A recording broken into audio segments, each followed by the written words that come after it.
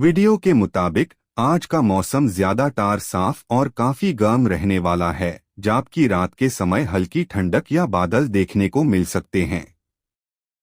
यहाँ दिन के अलग अलग समय के हिसाब से मौसम का हाल दिया गया है। दोपहर का मौसम दोपहर के 12:30 से शाम के 4:30। कड़ी धूप और गर्मी दोपहर के समय पूरे देश में तेज धूप रहेगी। तापमान टेम्परेचर न्यू दिल्ली सबसे ज्यादा गर्मी यहां होगी, जहां तापमान 42 डिग्री सेल्सियस तक पहुंच जाएगा।